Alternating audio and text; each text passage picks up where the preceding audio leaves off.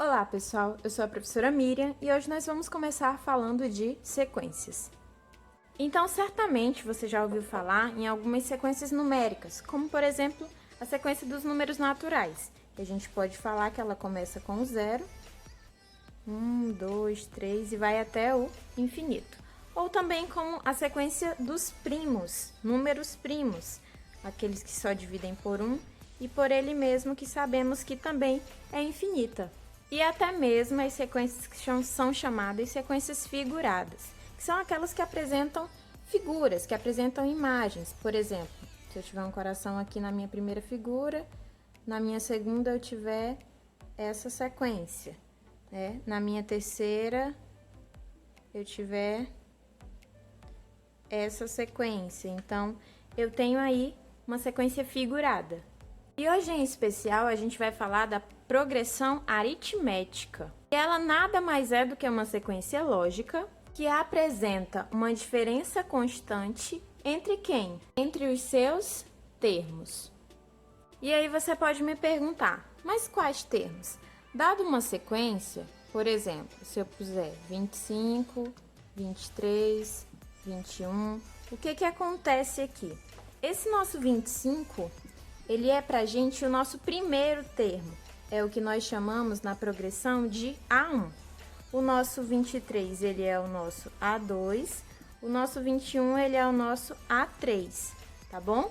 Agora, detalhe, a gente também tem o termo que a gente chama de AN, o enésimo termo. Ele é o nosso último termo ou o termo que iremos procurar, tá bom?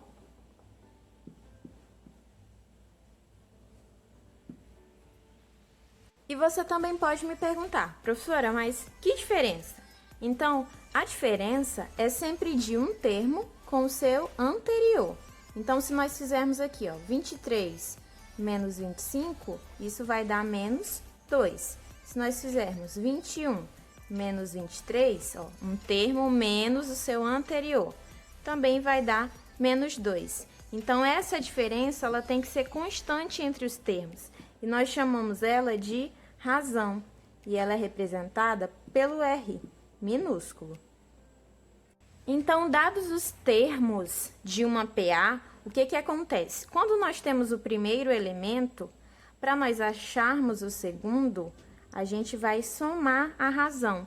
E assim sucessivamente, quando a gente tiver um elemento para achar o próximo. Agora, o contrário disso é o contrário da nossa operação. Então, menos a razão, se nós fizermos o contrário.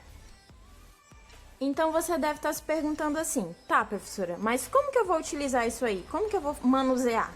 Então, vamos verificar algumas situações. Dada a APA 12, 27 e 42, qual a razão? Então, lembra que a razão é a constância entre um termo menos o seu anterior. Então, quando nós fizermos 27 menos 12, a gente vai ter 15. Então, achei a razão? Verifica se é constante. 42 menos 27 também é igual a 15. Então, aí nós temos R igual a 15. E se eu perguntar para você, qual o sexto termo? Uma análise que poderíamos fazer seríamos, eu já tenho 12, 27 e 42, e eles são 3 termos. Então, a professora já me disse que para eu achar os próximos termos, basta eu somar. Então, 42 mais 15, 57. 57 mais 15, 72. Mais 15, 87. Assim fica fácil, por quê? Porque eu te pedi o sexto. Mas imagina a seguinte situação. Se eu te peço o centésimo termo, e aí você ia ficar somando, somando, somando? Por isso que a gente tem uma propriedade da PA. E ela se chama a propriedade do termo geral. Mas antes da gente achar esse sexto termo usando essa propriedade, vamos conhecer quem são esses elementos. Então, vamos identificar os nossos elementos. O nosso AN aqui, ele é o nosso enésimo termo. Geralmente, quando a gente visualiza uma PA, ele é o último ou aquele termo que a gente quer encontrar. No nosso caso aqui, nós queremos encontrar o A6, o sexto termo. O A1 aqui, ele é o nosso primeiro termo, que a gente já viu. O N é o número de termos, então, aqui a gente está calculando até o sexto termo, então, esse N vai ser 6.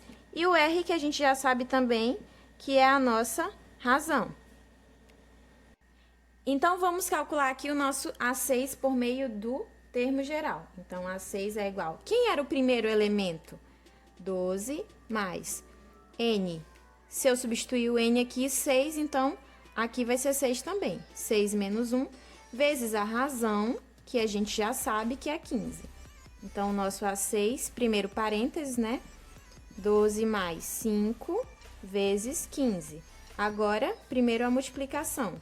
Então, o nosso A6 é 12 mais 75. Então, o nosso sexto termo é igual a 87. Agora, a gente solicita, considere 8 termos. Quem é o A8?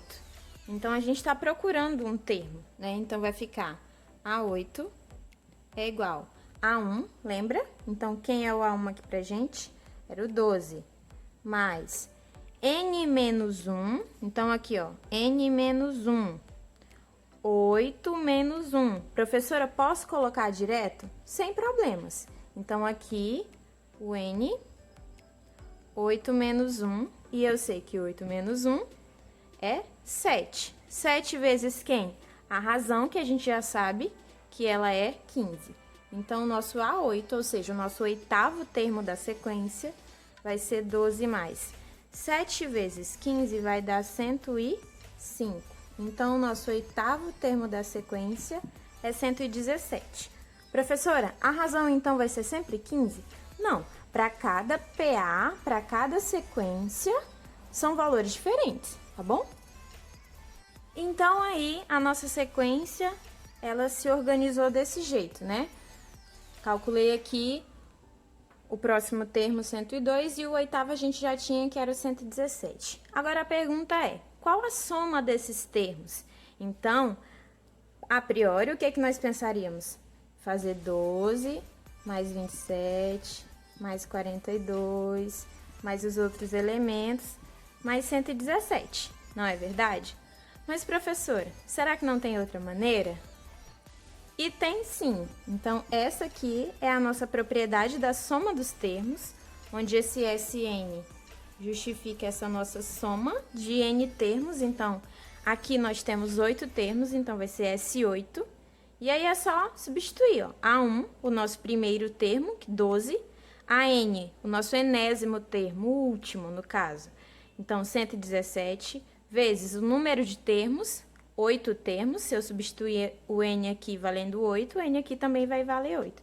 Dividir por 2. Vamos fazer? Então, nós temos que a soma desses 8 termos vai ser o A1, que é 12, mais o AN, que é 117, vezes N, que é 8, dividido por 2. Então, o nosso S8, a nossa soma desses 8 termos, 12 mais 117, que vai dar 129, vezes 8 dividido para 2. 129 vezes 8 vai dar 1032, que dividido para 2 vai dar 516. Então, ao invés de a gente fazer aquela somatória de 1 por 1, aplica na soma dos termos 516. Então, é isso aí, galera. Obrigada e até mais!